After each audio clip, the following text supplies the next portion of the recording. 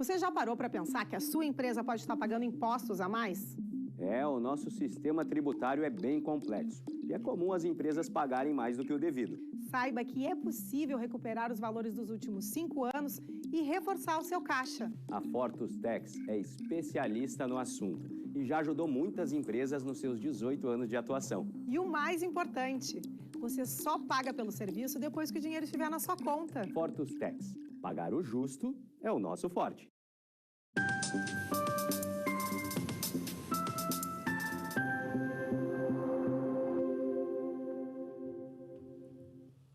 Olá, eu sou Amanda de Oliveira e junto com Evanira Aguiar estamos começando agora o programa Papo Certo de hoje. Olá, de segunda a sexta, neste mesmo horário, estamos aqui e falamos sobre diversas áreas do direito, política, empreendedorismo, economia e saúde. Sejam todos bem-vindos ao Papo Trabalhista e o tema é Principais Dúvidas e Curiosidades do Direito do Trabalho. Quem vai trazer todas as informações é a nossa convidada de hoje, a nossa colunista, a doutora Carla Vitória, que é sócia do escritório Schumacher e Vitola. Muito obrigado pela presença. Obrigada, uma boa noite a todos vocês, boa noite Evanir, boa noite Amanda, é um prazer estar de novo aqui falando sobre curiosidades, né, que são de todos que trabalham, todos nós que somos trabalhadores temos dúvidas sempre sobre os nossos direitos e nós estamos aqui para esclarecer. É muito bom te ter aqui novamente conosco na bancada, Carla, bem-vinda. E você de casa aí que já está acompanhando o Papo Certo de hoje, envie a sua pergunta, dúvida, comentário através do nosso WhatsApp que aparece aí na tela, 3029 8080. Um rápido intervalinho, já voltamos.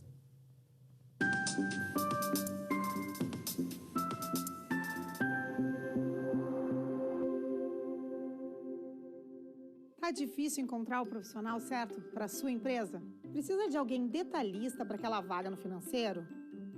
Quem sabe um criativo para o marketing? Ou ainda, alguém focado em resultados? A Fortus RH utiliza técnicas de seleção e processos estruturados, realizando entrevistas e aplicando provas e testes específicos. Tudo isso para buscar a pessoa certa para a vaga certa. Fortus RH. Conectar pessoas é o nosso forte.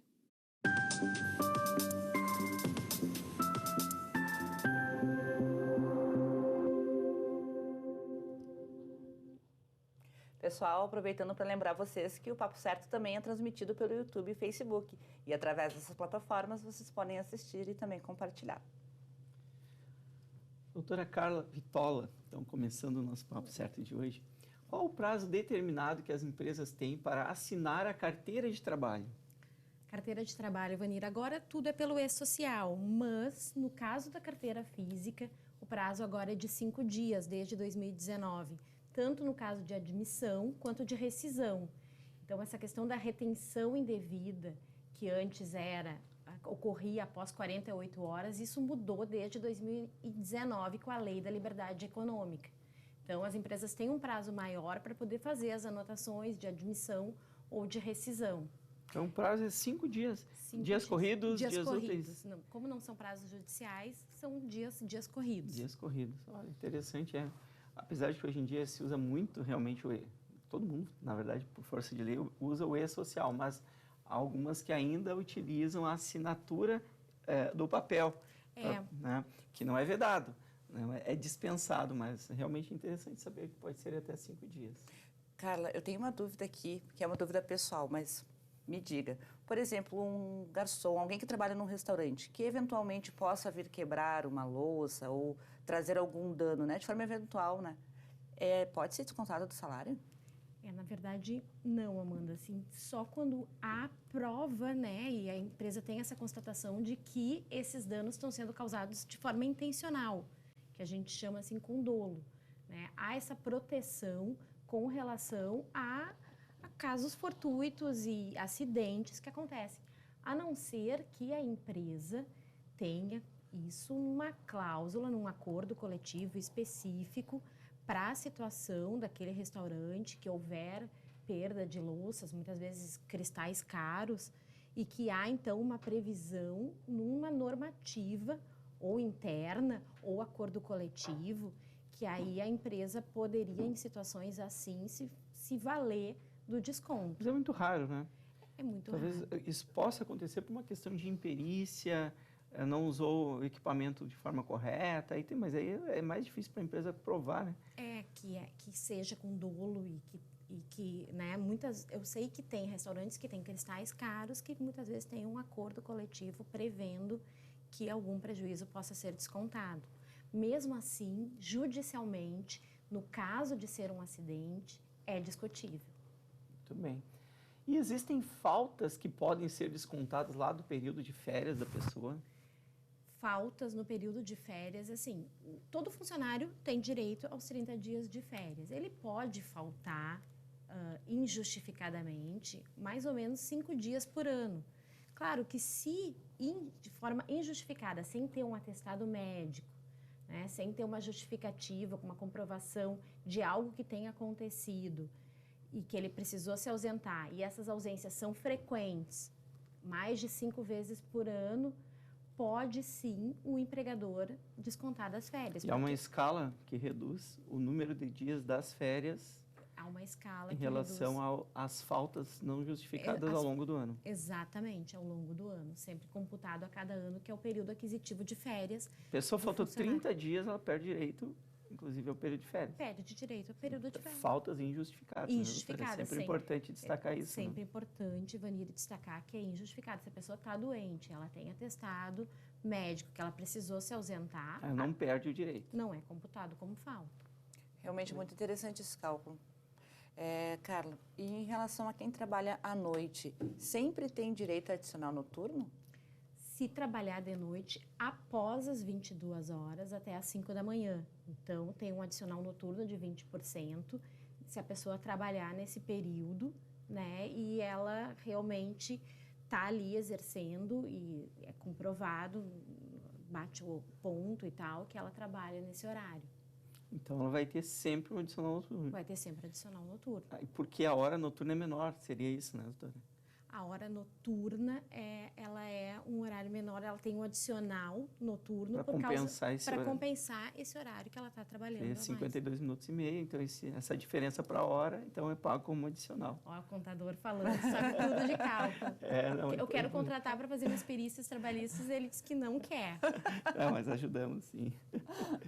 E doutora, um tema aqui que muitas pessoas têm dúvidas, quem recebe um valor numa ação trabalhista, ele vai ter sempre que pagar imposto de renda ou tem casos que pode não ter que pagar? Tem casos que não paga o imposto de renda. Por quê? O imposto de renda, ele é descontado das parcelas que têm natureza remuneratória. Adicional de salário, diferenças salariais, adicional de insalubridade, periculosidade. São valores, como nós falamos aqui, o adicional noturno, horas extras, que tem natureza salarial. Então, eles são chamados de remuneratório. Esses valores você tem desconto de imposto de renda, mas tem pessoas que ganharam um dano moral, uma indenização por acidente de trabalho. Então, são valores que têm uma natureza indenizatória, você está sendo indenizado. Na indenização, não tem o desconto do imposto de renda. Se houver, é indevido e pode, então, ser restituído. Muito bem. E até mesmo nessa caso de ação trabalhista, a despesa aí importante, necessária até para receber esse valor, que é a despesa com advogado, a parte proporcional ao que é uma verba remuneratória, ela deduz, né, lá na declaração de imposto de renda para reduzir e buscar de volta uma parte desse valor que ficou retido. Então, fica aí a dica para quem não cuidou isso ainda, pode deduzir da parcela remuneratória aquele honorário pago ao advogado, que vai estar lá com as despesas pagas, pode ser deduzida para buscar de volta uma parte do imposto. Lá que nem como se faz com as despesas médicas também. Exatamente. Então, tudo isso tem que ter ali a atenção na hora de fazer essa declaração.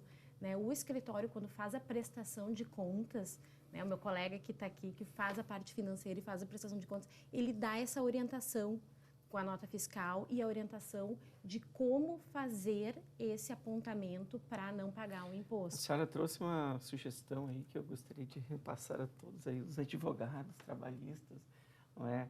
Façam mesmo, porque isso ajuda muito o contribuinte na hora de fazer a entrega da sua declaração, ter separadinho lá o que é remuneratório, o que é indenizatório, Se é um acordo 100% indenizatório, tem que constar nesse acordo, porque muitas vezes essa ausência deste valor faz com que o contribuinte caia em malha fina, porque declara errado ou paga imposto a mais que deveria.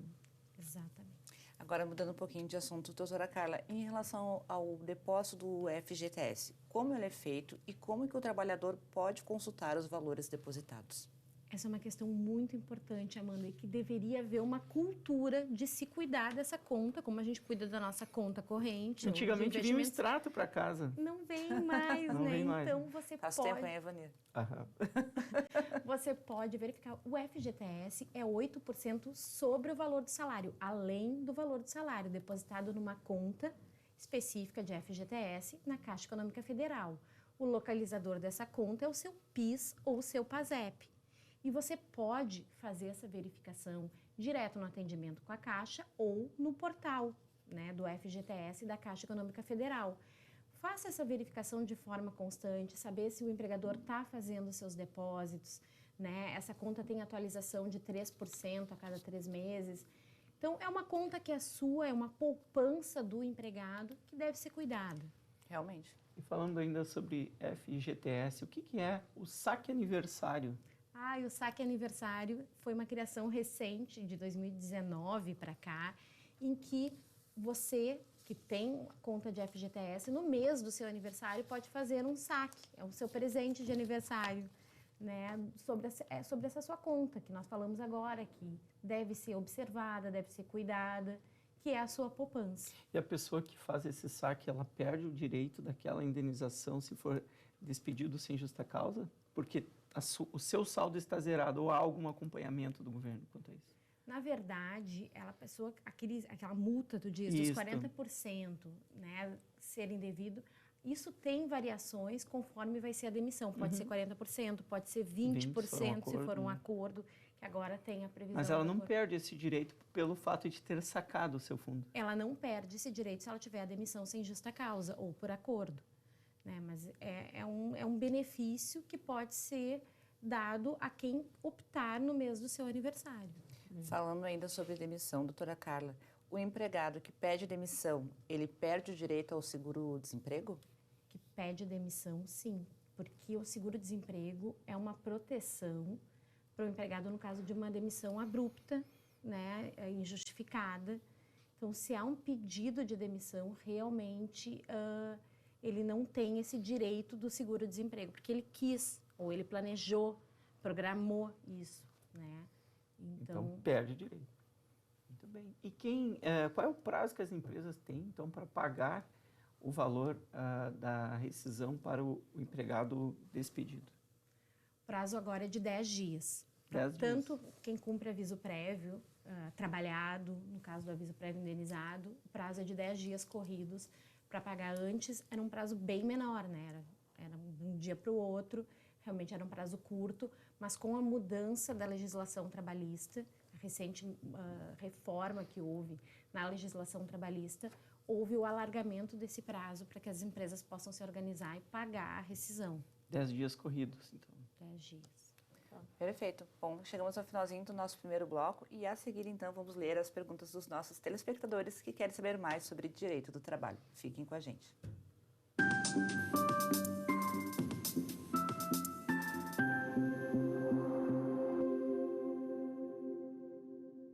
Em tempos de juros altos, margens reduzidas e incertezas, rever estratégias é fundamental para manter o seu negócio competitivo.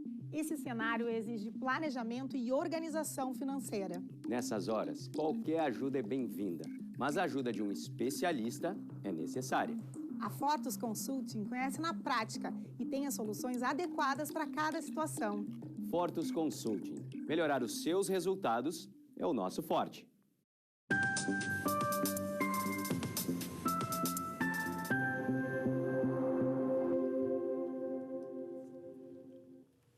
Voltamos e eu quero te convidar para nos seguir nas redes sociais e também te lembrar que o nosso programa ele é transmitido pelos principais canais digitais da NET, Claro, Vivo e Tubarão.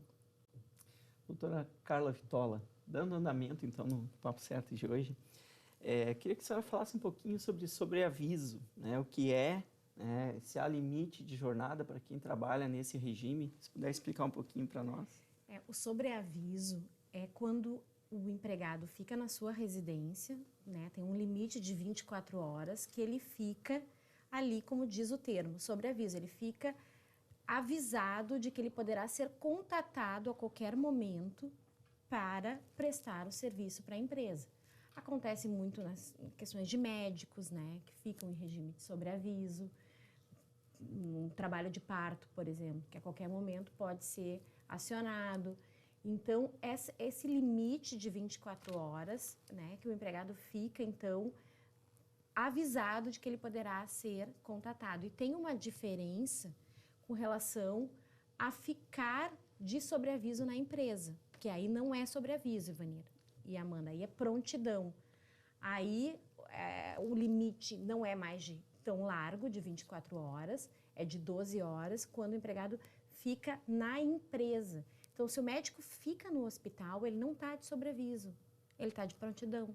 Ele tem um direito, né, a receber um adicional maior, que não é de 1/3 sobre a hora, e sim de 2/3, porque ele não está no conforto da sua casa, ele está no ambiente de trabalho, está na empresa.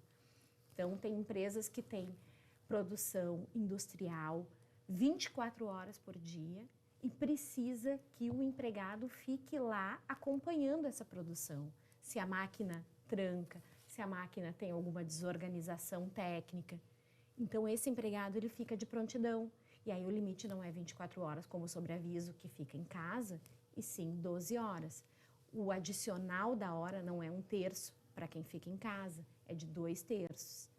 Né? E se ele tem que atuar e trabalhar, aí ele ganha hora extra de 50%. Então, mesmo estando de sobreaviso, já ganhando um adicional se está no trabalho, ele terá, então, um adicional ainda de hora extra nesse período. De hora extra, porque se ele está no trabalho, ele está de prontidão ali, não está no conforto da sua casa, está de prontidão. E se a máquina, nesse nosso exemplo, na questão industrial, ou do paciente, em que o médico ou o engenheiro tem que atuar, ele ganha a hora extra. Eu tenho um caso de um motorista que trabalha no regime de sobreaviso e prontidão. Tem situações que ele está de prontidão, está a trabalho, mas não está necessariamente trabalhando, está parado. E tem a situação que ele está em casa de prontidão para ser chamado a qualquer momento. É um exemplo também, um motorista aí de um sindicato, né? Que nem sempre tem o trabalho, mas ele fica de prontidão a ser chamado a qualquer momento. Ele Então, está em alerta. Qual é a diferença, então, entre o sobreaviso e a prontidão? É o local. O sobreaviso, você está ali pronto para ser chamado em casa, né? E a prontidão, você está ali pronto para entrar em ação, para ser acionado no ambiente de trabalho. Agora chegou o momento que nós vamos ler algumas mensagens que foram enviadas pelos nossos telespectadores. Desenvolvi uma doença psiquiátrica após assalto na empresa em que trabalho e acabei sendo demitida por não conseguir mais trabalhar. Me senti lesada e injustiçada. Há algo que eu posso fazer? Provavelmente uma telespectadora que não quis se identificar. Cidade de Viamão. É uma questão bem delicada, Amanda. Assim, a pessoa que desenvolve uma doença que tem um nexo com o trabalho, né? No caso foi em virtude de um assalto, ela estava a trabalho e sofreu agora esse dano psiquiátrico, ela deveria ser encaminhada para o INSS, né? Que são os assuntos que nós já falamos aqui, do auxílio acidentário, do auxílio doença. Então, ter um atestado com mais de 14 dias passa a ser remunerado e é em benefício do INSS. Mas, se neste caso, como a telespectadora conta, ela relata que ela foi demitida, nesse caso, ela poderia rever essa questão, até com um advogado, para tentar reverter essa demissão, que pode ser enquadrada como discriminatória, ainda mais que ela adquiriu uma doença por causa do trabalho, para tentar reintegrar-se no seu vínculo e ser encaminhada para o INSS, para o auxílio-doença, né, e ter essa reparação via judicial. Isso é muito importante ficar atento quando a pessoa adoece no trabalho. Né? O empregado ele não pode Eu ser ia simplesmente perguntar para a descartado. senhora se seria um caso semelhante ao burnout. Pode ser um E caso a diferença, nesse caso aqui da telespectadora, ela foi despedida e provavelmente recebeu todos os seus direitos, mesmo assim se sentiu injustiçada. Qual a diferença dela ter sido desligada mesmo com os seus direitos e ser reintegrada? Seria para o encaminho ao benefício da Previdência e alguma estabilidade? E alguma estabilidade, exatamente. Ela ser reintegrada, porque ela pode ter um auxílio acidentário e ter estabilidade. Então poderia ser considerado um acidente de trabalho. Poderia ser considerado um acidente de trabalho, uma doença que tem um nexo direto do trabalho. E dessa forma ela teria uma estabilidade. E teria uma estabilidade, que é até o assunto que nós já tratamos aqui no programa, quando falamos em acidente de trabalho, Sim. em auxílio acidente. Né? Então, a questão do burnout é um outro exemplo. Então, muito dessas questões, elas têm que receber uma atenção do órgão público e do empregador. Certo? Então, não significa que porque recebeu todos os seus direitos, um desligamento sem justa causa, ela teve todos os seus direitos, fundo de garantia, o seguro-desemprego, enfim, né, as indenizações trabalhistas lá, mas se ela for reintegrada, ela tem mais direitos, ela vai ter direito aí a uma estabilidade, encaminhamento para algum seguro, né? Exatamente. Por auxílio-doença, né? Porque é um empregado que não tem mais condições de trabalhar. Então, ele não pode ser simplesmente colocado de volta no mercado de trabalho, mesmo que ele receba todas as suas verbas rescisórias, se ele não tem mais condições de retornar ao trabalho por uma doença causada em relação ao trabalho. Então, ele tem que receber um atendimento, uma assistência que não vai especial. receber se estiver desligado. Que não vai receber se estiver desligado, Evanir, perfeito. Ele tem que receber essa assistência especial, essa proteção do governo, do órgão previdenciário. Muito bem. E quem trabalha como motorista, vamos mexer com uma classe grande aí, motorista, e perde a sua habilitação, ou é suspensa, ele pode ser despedido por justa causa? Vanira, essa questão é bem polêmica e interessante. Eu vou ampliar a pergunta. Sendo um contador que assina o balanço da empresa e por algum motivo comete um erro e perde o seu registro, não pode mais assinar, seria semelhante? O entendimento do TST entende que se tu perdeu a condição indispensável para a prestação de serviço, no caso da CNH, no caso do registro, no caso de um advogado, no caso do médico que perde seu registro por alguma imperícia, né? Então, o entendimento do TST é que pode sim ser demitido por justa causa. Olha, interessante. Mas há controvérsias em outras jurisprudências de tribunais regionais. Então, é discutível, né? Porque há entendimentos, outras jurisprudências, inclusive dos nossos tribunais, que entendem que se isso não está específico numa norma interna, né? Ou se ele perdeu a carteira por algo que não foi... Teve uma pressão de trabalho, o próprio empregador obrigou que ele fizesse de uma forma, enfim, motorista, né, como nós falamos, mais rápido, com uma pressão de entrega rápida, ultrapassou o limite de velocidade, somou os pontos, perdeu a carteira. Bom, não estava sob a sua responsabilidade, estava, mas... Sob o poder diretivo do empregador que o impelia a avançar o sinal. Aí é uma situação diferente. São situações diferentes, então, cada caso é um caso, por isso que é muito importante você que se sinta lesado, se assessorar de um profissional especializado que possa lhe auxiliar na busca e na análise do seu direito. Perfeito, nós temos mais uns 5 minutinhos de programa. Vamos continuar então com as perguntas da nossa audiência. Trabalho em um restaurante e fui contratado como garçom, mas acabo ajudando na faxina e no caixa. Essa situação configura acúmulo ou desvio de função? Essa é uma confusão bem comum. Principalmente em pequenas empresas. Principalmente em pequenas empresas, que parece ser o caso, né? O garçom ajuda em tudo, ele está tendo um desvio de função. Mas ele está tendo um certo acúmulo de função também. Se ele desempenha a função dele como garçom e também como caixa e também... Qual é a solução para isso? A solução para isso é pedir justamente, né, se assessorar de um advogado e pedir, então, um aumento com relação ao acúmulo das outras funções que ele está desempenhando. Que o acúmulo ele vai lhe permitir somar salários valores proporcionais. Exemplo aqui, o caixa, ele tem direitos... A quebra de caixa. Quebra de caixa. Quem trabalha com a faxina poderá ter direito a uma insalubridade. Então, esses são direitos que vão sendo acumulados, que não é o fato dele, que ele não pode ser, né, doutora? Porque às vezes se pensa, então eu tenho obrigatoriamente ter um garçom, tem que ter uma pessoa para fazer a minha faxina, tem que ter uma pessoa para cuidar do meu caixa. Não necessariamente. Se tiver esse empresário, então, ele pode se assessorar também do advogado e regularizar toda a situação dessa única pessoa. Dessa única pessoa, né? Exatamente. Mas garantindo todos esses direitos. Como eu trouxe aqui, uma insalubridade, quebra de caixa, trabalho no caixa, então ele vai ter todos os seus direitos assegurados. E às vezes até um acordo coletivo junto ao sindicato, não é, doutora? Exatamente, para poder encaminhar da maneira correta.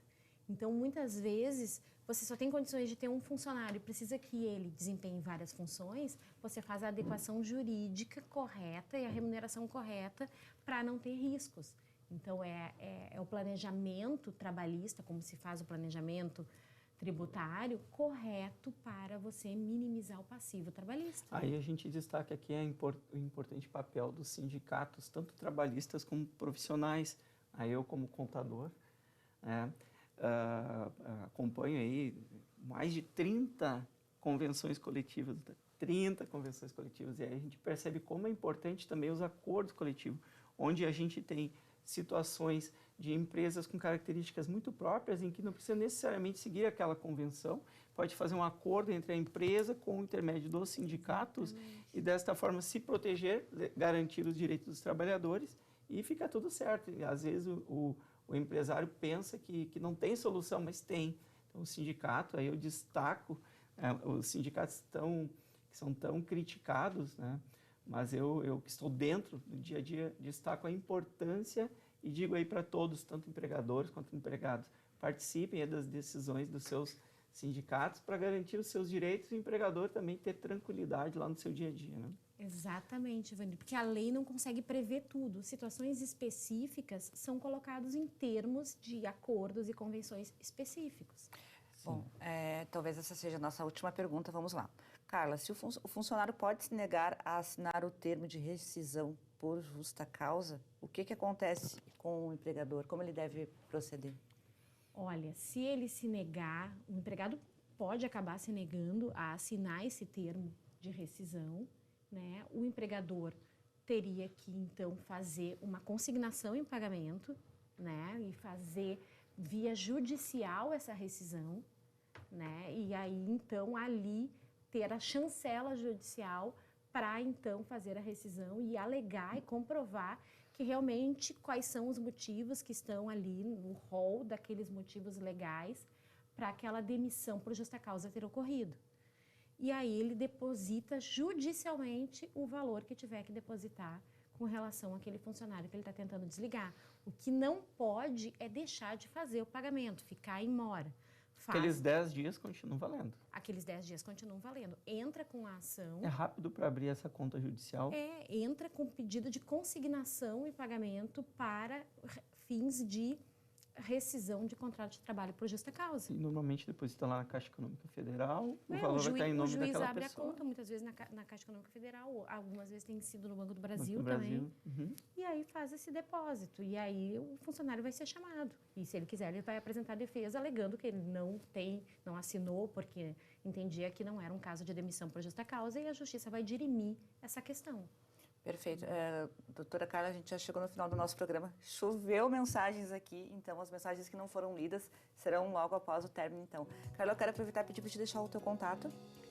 Tá certo. Meu contato é carla@schumachervitola.com.br. O telefone é 3109-9342 ou 981 17 18 41, que é o nosso WhatsApp do escritório. Perfeito, então. Muito bem. E eu agradeço, então, a vocês de casa que nos assistiram. E lembro que quem perdeu pode nos assistir amanhã novamente, às 7h30 da manhã. E também lá no YouTube e Facebook do Papo Certo. E amanhã, às 20h30, um programa especial. O Papo Certo está completando 1 ano e eu quero ver todo mundo nos assistindo. Até lá!